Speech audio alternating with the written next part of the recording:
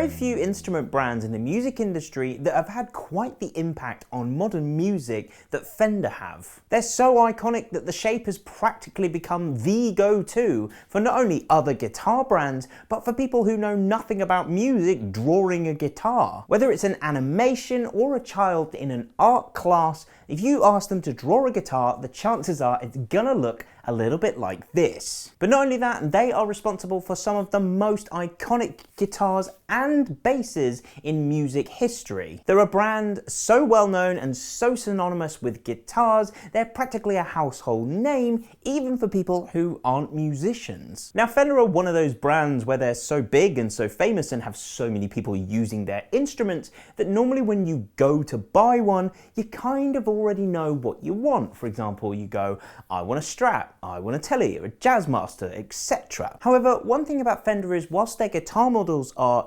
really iconic and clearly defined in their sounds and styles, it can be a little bit daunting when you're buying one, deciding which range of Tele or which Strat you're going to particularly go for. Why is one guitar £500 and the other one £5,000? What's the difference between a Player Tele and an American Ultra one? Well, in this video we're going to go through a bit of the history of the brand, find out where they came from and how they got to where they are today, and then we're going to have a look through at the different ranges and the different guitars that Fender have to offer, and hopefully help you out when it comes to understanding Fender. We're also going to talk about Squier today as well because, well, Squier is the entry level to Fender, and also Squier's range is a lot more closely linked to Fender's than you might initially think. But more on that later. Right, let's travel back in time then and have a little look at the history of Fender guitars. Fender was originally founded as Fender's radio service back in 1938 by Clarence Leonidas Fender, or Leo Fender as he's more commonly known. His real name's Clarence! In 1946, however, they changed their name to the Fender Electric Instrument Company and a legend was born. At this point they were just producing lap steel guitars and amplifiers. However, in 1949 was where the real magic began, when they produced what is widely regarded as the first solid body electric guitar, known as the Esquire. It was a relatively simple single pickup guitar that, despite its simplicity, served as the perfect functional tool for professional guitarists, mainly thanks to its increased resistance to feedback. In 1951, Fender released a two pickup version of the Esquire, which they named initially the Broadcaster. However, after a legal battle with Gretsch, who produced a drum kit of the same name, Fender removed the word Broadcaster from the headstock of all of these guitars, and just the Fender logo remained. This version today is colloquially known as the Nocaster. Eventually, they settled on the name Telecaster for these instruments, which of course is what they are still known as today. Ironically, Fender and Gretsch years later would actually end up partnering together, with Fender handling all of the manufacturing and distribution of Gretsch guitars worldwide. Whilst the early 50s for Fender are widely known for the invention of the solid body electric guitar, one of the innovations that quite normally goes under the radar a little bit is the innovation of the solid body electric bass. The Precision bass was released in the same year as the Telecaster and has become one of the most popular basses in music history. In 1954, however, Fender would once again produce an instrument that would change the face of music as we know it today. After producing the Telecaster and the Precision bass for a number of years, Leo Fender wanted to design a guitar that more specifically suited the needs of the guitarist at the time. He sought a lot of counsel and feedback from various different professional guitarists at the time, and then went and designed a guitar that we know today as the Stratocaster. The main changes included a 3 pickup design, which offered a much wider range of different tones than the previous instruments. As well as this, they also contoured the back of the guitar to make it a lot more comfortable for musicians who are standing, which was quite popular at the time. And as well as this, they also implemented a much more simplified vibrato arm than the others at the time, which just integrated into the bridge as it was without having to have the whole extra tailpiece, which all of the other vibratoed guitars at the time had to have. But of course, the main headline was the shape. Whereas the Telecaster was loosely based off the existing cutaway design of all of the archtops produced in the 30s and 40s, the Stratocaster was unlike any other guitar that had come before it. The double horn design has become the staple from which so many guitars released since have originated. Throughout the years, Fender have continued to produce guitars that have become staples in their current lineup, with models such as the Jazzmaster and the Jazz Bass and the Jaguar, just to name a few. After producing these instruments for a decade and a half, Fender ended up going through some changes in the late 60s and early 70s. Leo Fender ended up selling the company to CBS in 1965 due to his declining health, but the buyout quite famously led to a reduction in the quality and the care that used to go into Fender's instruments. This is actually why you will occasionally hear things like pre-CBS when referring to vintage Fender instruments. Pre-CBS vintage Fenders carry a much higher price tag due to the fact that they were produced with a lot more care and quality than their CBS era counterparts. I mean, they might make good TV, but they really didn't do a very good job with making guitars. Fender's next milestone after that was setting up production in Japan. They realized that they were struggling to compete on price with manufacturers who were based in Japan who had much lower production costs because it was a lot cheaper to produce guitars in Japan back then than it was in America. So Fender set up production in Japan and created their first line of guitars. Whilst these guitars were distributed domestically in Japan under the Fender name, in order to preserve the value of Fender's existing American-made instruments in the Western markets, they decided to market and release these guitars under the brand name Squier, which was a brand that they'd owned and was dormant for about 20 years. These initial Squier guitars were known as the JV series, which stood for Japanese Vintage, and today are among some of the best quality and the most valuable Squiers that money can buy. 1985 saw the end of the CBS era at Fender when a load of Fender executives led by Bill Schultz negotiated a management buyout of the company. Initially, the Corona factory in California wasn't included in this deal, which meant that Fender temporarily had to move all of their production into their Japanese factory. They eventually built a new factory down the road from the old one in Corona and resumed production of their American-made guitars, wanting to adopt the same quality and craftsmanship for which Fender were known in the 50s and 60s. In a similar time frame, they also opened a factory in Mexico to produce more affordable Fender guitars for the American and European markets, as well as opening a custom shop within the factory in Corona, California, where they started to build top-of-the-range, custom-made, hand-built instruments. This featured a team of the most skilled and experienced luthiers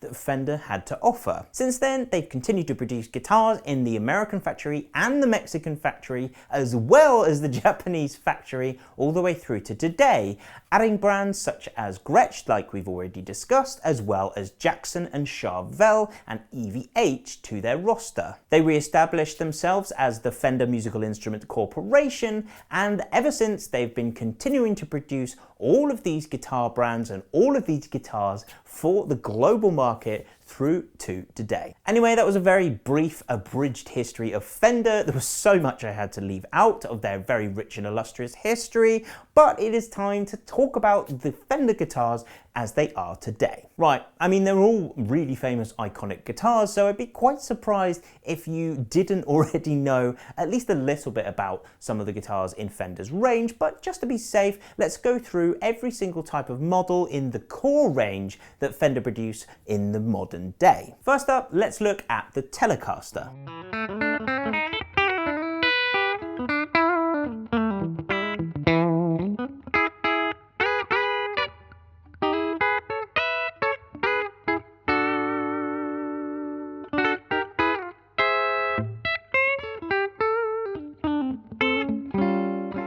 Quite often referred to as the Tele, it's a single-horned instrument that has a pretty iconic shape. Traditionally, it's comprised of two single-coil pickups, as well as an ashtray bridge, which looks like this one on here, and it has the iconic slim Telecaster headstock which you can see right here. You can get quite a few different variations of the Telecaster, such as different pickup combinations, so you can get a humbucker in the neck, or you can have two humbuckers, which is known as a Tele Deluxe. You can also get what are known as thin line Telecasters, which have a little bit of the body carved out on the top to give it a little bit of a woodier tone and makes it a little bit lighter as well. Notable players of the Telecaster include the Rolling Stones' Keith Richards, as well as Bruce Springsteen, Joe Strummer from The Clash, Tom Morello from Rage Against the Machine, and so many more. Next up, let's talk about the Stratocaster. The Stratocaster, or the Strat as it's sometimes known, is probably one of the most famous Fender guitars, or indeed one of the most famous guitars in the world.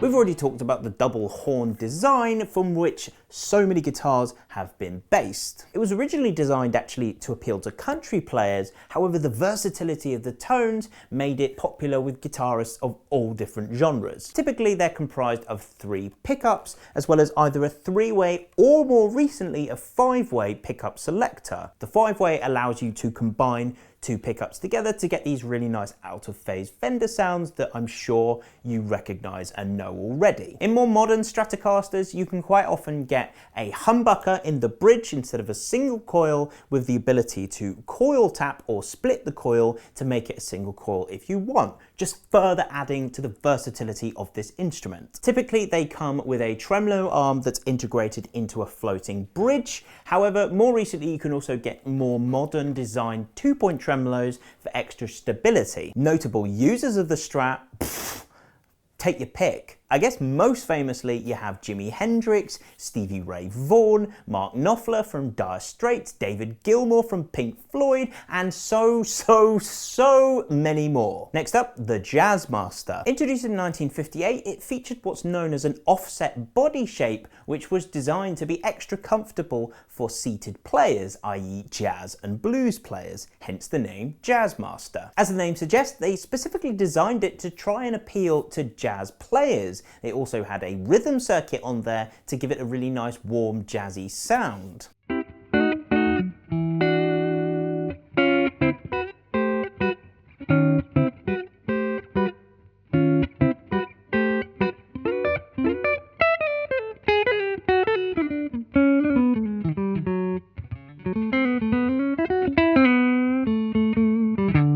So naturally, nowadays, of course, it's most famous for being the quintessential guitar of surf rock. Probably not quite what they were intending. Nevertheless, it's a really great guitar with an iconic shape and a very unique sound, thanks to the soap bar single coil pickups that you can find in there. I just don't think I've ever seen a jazz musician playing one. Anyway, most famously, it's been used by guitarists such as Robert Smith from The Cure, as well as Elvis Costello, Dinosaur Jr.'s Jay Mascis, and more recently, Sam Fender. Fitting name. Next up we got the Jaguar, which was initially designed in the early 60s to be a top-of-the-line model with no expense spared and all of the bells and whistles that you could want. They wanted to compete with Gibson, who have quite famously always had high-ticket versions of their guitars in their lineups.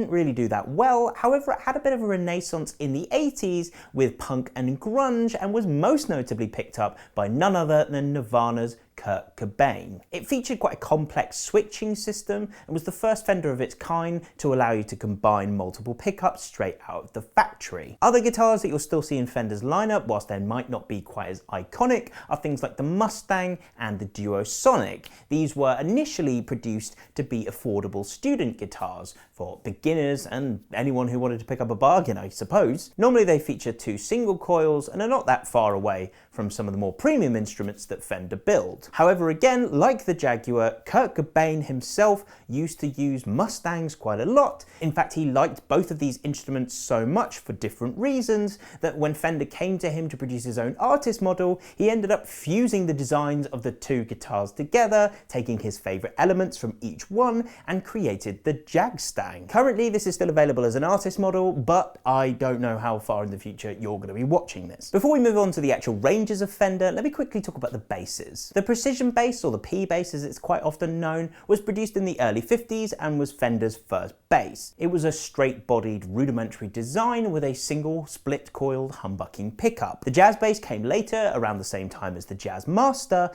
as a more deluxe version. It featured the similar offset body shape as the Jazzmaster and introduced 2 single-coil pickups to give you a slightly different sound to the original P bass. It's a brighter tone with a bit more mid-range. And with that, let's talk about Fender and Squier's ranges as they are currently today. So as I mentioned earlier, whilst Fender's guitar models are relatively clear-cut and iconic in their designs, Fender have a lot of different guitar ranges, and each one has their own version of each of these instruments. They're actually probably one of the more intimidating brands to approach if you don't know what you're looking at. However, once it's explained to you, you're very quickly going to realise that not only is it quite easy to figure out, but it's also really smart and makes a lot of sense. So let's do it. Now, including Squier and excluding some of Fender's more limited runs or limited series or more fringe models, the 9 different series on your screen right now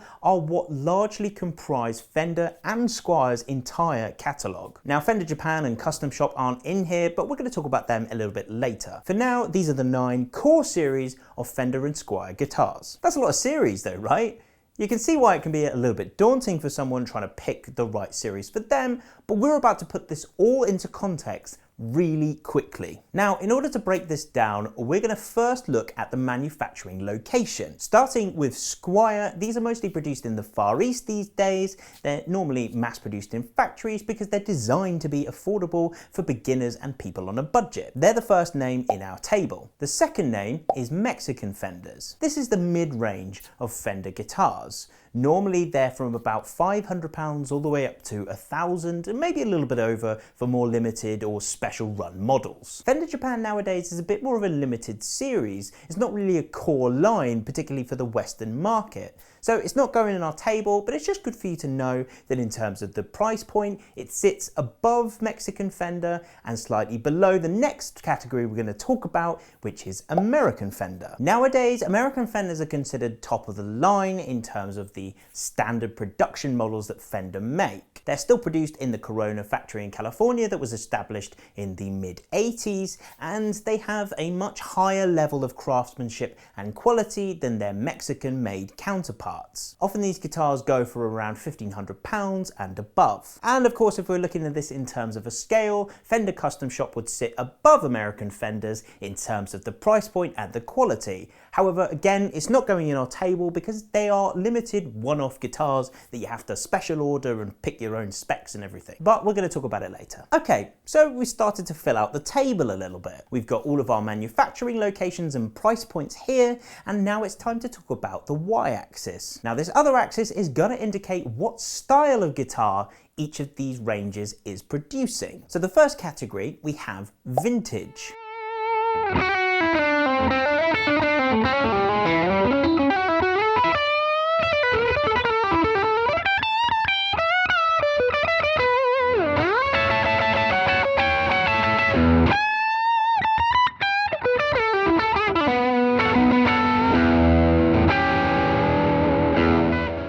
the guitars in these particular ranges will have period correct features and appointments. They'll either be faithful replicas of some of Fender's most iconic instruments of particular eras, or they'll just be loosely based on particular time periods and decades. The next style of guitar is standard. These are contemporary instruments produced with the technology of the day, with no real frills or extra premium appointments to speak of. These are standard guitars produced with standard specs and features. Lastly, we have modern style guitars. These are all designed to be premium, high-performance guitars with the most modern, up-to-date, high-tech specs that you can get in the current market. Things like stainless steel frets and two-point tremolos, which are much more stable than standard tremolos, as well as high-performance, noiseless pickups are some of the things that you can expect on these guitars.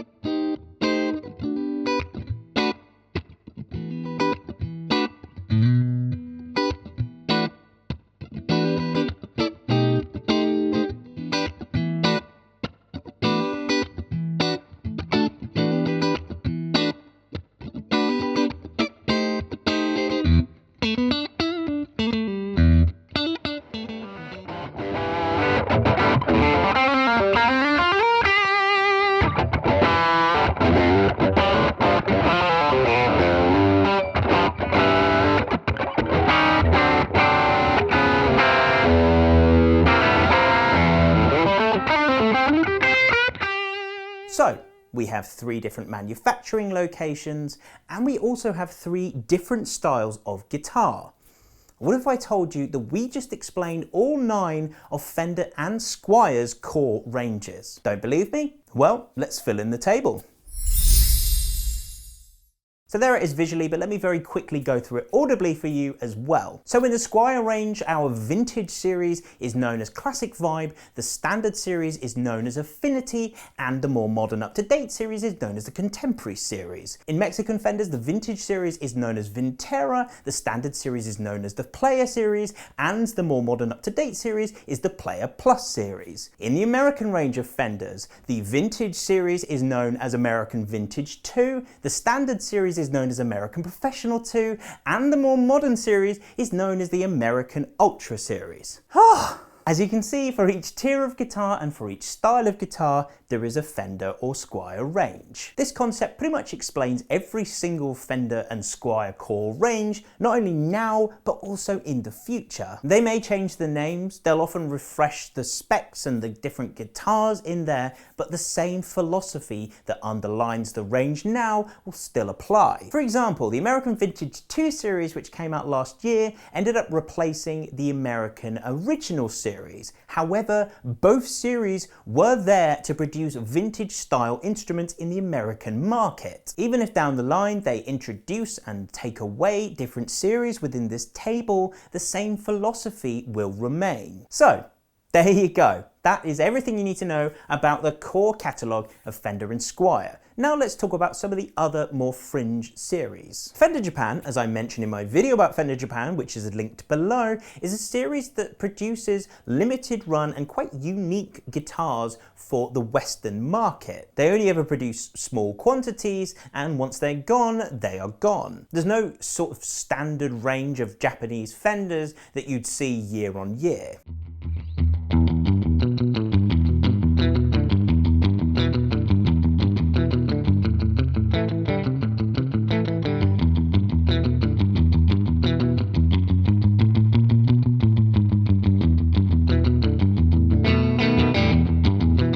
Another range to talk about, which is kind of a standard line to Fender, what falls outside the main table we just talked about, is the American Performer series. Now, the American Performer series is a much more affordable entry level into an American Fender. In terms of the quality and the price point, it sits pretty much parallel with Japanese Fender, and they're not quite as high quality as the other American Fenders. Of course, we also have the Custom Shop. These guitars are all exclusively made to order. You can pick from an extensive list of different features and specs, down to the shape of the neck and the fingerboard radius, the pickups, the colors, the amount of relicking, absolutely everything.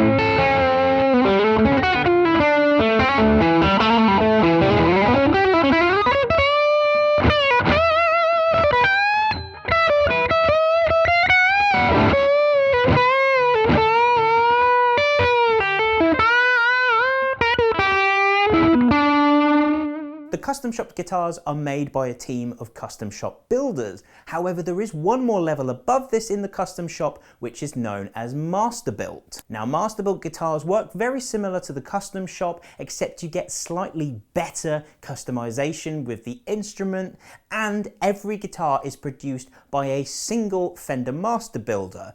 I think the last count, they had about 20 of them, and these are the most skilled and most experienced guitar luthiers in the world. This is why quite often you'll hear things like a Ron Thorn Tele being touted as one of the best you can get, and that's because Ron Thorn is the principal of the Master Builder shop, and he is very known for creating amazing Fenders. But there are 15 of them, and you order a guitar from each of these master builders and they build it for you from scratch. Whew.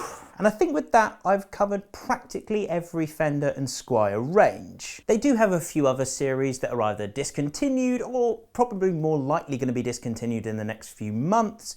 Things like the Parallel Universe series and the Paranormal series, which produce like fusions of different guitars for both the Fender and the Squier market respectively.